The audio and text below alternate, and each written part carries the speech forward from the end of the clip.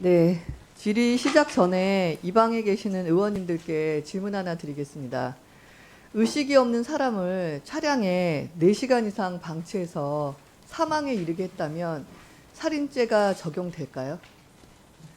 자, 슬라이드 열어주시죠.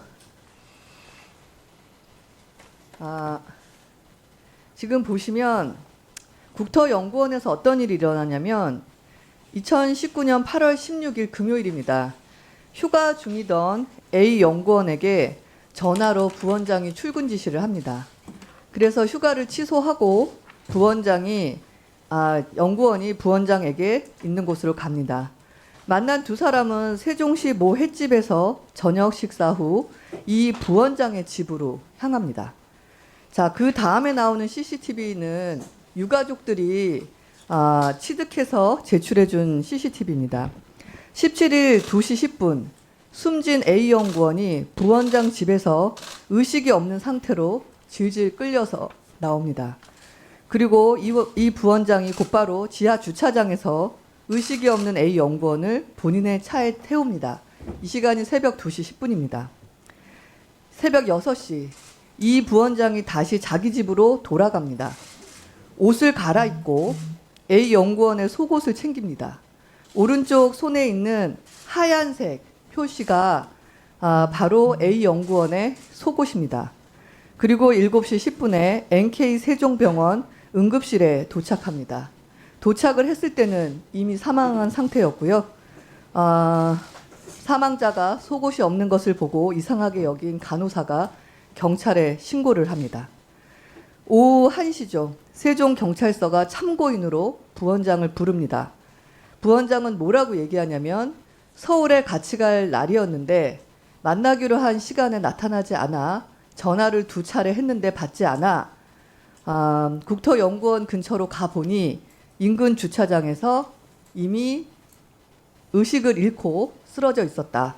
그래서 병원으로 옮겼다라고 거짓말을 합니다. 그 당시에는 이게 진짜로 받아들여지고요. 그리고 기이한 일은 진술한 다음 날 청주 소재 모 호텔에서 투신 자살에 의심스러운 상황이 발생돼서 구급차가 신고에 의해서 갑니다. 다음 페이지 보여주시죠. 자, 국토연구원에서 무슨 일이 일어났는지 굉장히 의심스러운 것들이 있습니다. 첫째는 뭐냐면 보통 자기 부하 직원이 사고가 나면 빨리 경찰에 신고하거나 병원으로 데려가거나 아니면 기관에다가 보고하는 게 정상적인데 경찰에 와서 연락이 안 돼서 찾아보니 인근 주차장에 의식이 없는 채로 있었다라고 허위 진술합니다. 그리고 이 상황을 원장에게 보고하지도 않고 원장님과 연구원 직원들이 전부 고인의 지인에게 사망 사실을 전해 듣게 됩니다. 나중에 경찰 쪽에서 휴대폰을 달라고 했을 때 분실했다라고 얘기를 합니다. 근데 문제는 이 상황에서 본인은 이 부원장은 5일간 연차, 2개월의 병가, 심지어 남은 연차를 쓰면서 계속 휴가를 쓰고요.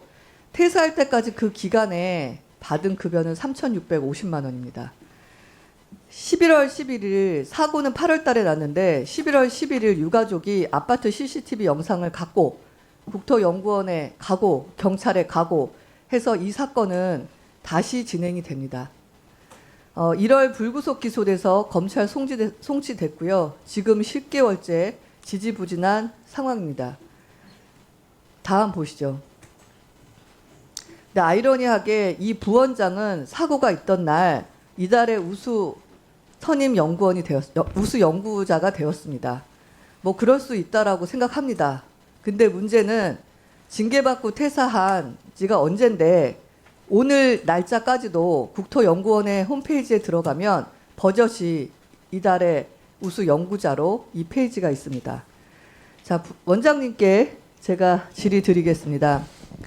보통은 이런 사고가 있으면 뭐 감봉, 정직 내지는 등등의 조직이 할 수 있는 책임을 물을 수 있는 방안들이 여러 가지가 있는데 그 기간을 어떻게 다 휴가로 하면서 유급 휴가로 진행됐는지가 궁금하고요.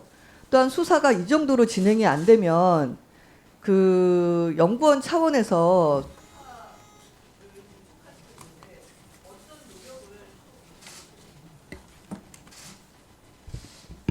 예, 국토연구원 원장 강현수입니다. 예, 의원님의 말씀에 답변을 드리도록 하겠습니다.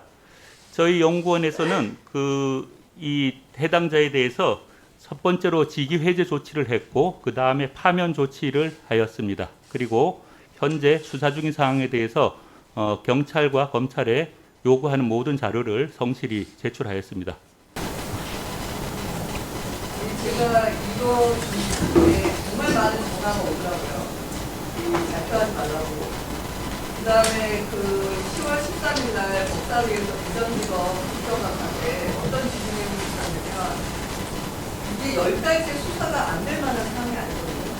그런데 그 부분이 혹여나 원장님이 어떤 정권에 가까운 분이시기 때문에 이게 수사 지원이 있는 거 아니라는 얘기가 법사위 국정감사에 있었는지 알고 계시나요? 전혀 모르고 있었습니다.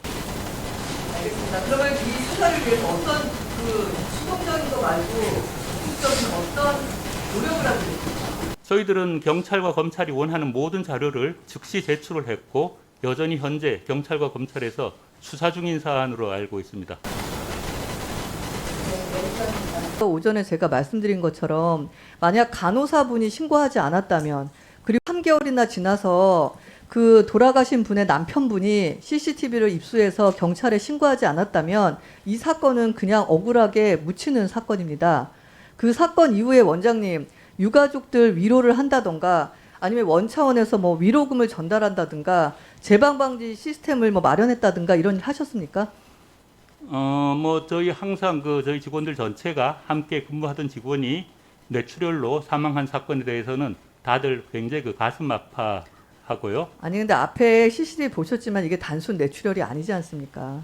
그것은 지금 현재 경찰 검찰이 수사 중이기 때문에 제가 이 자리에서 뭐라고 답변을 드릴 수가 없고 저희도 하루속히 CCTV가 명료하게 밝혀져서 고인이나 유족 혹은 당사자의 그 억울함이 속 시원하게 해명되기를 정말 그러면 바라고 원장님 있습니다. 그 홈페이지에 올라가 있는 그 우수 연구원 삭제하실 의사 있으십니까?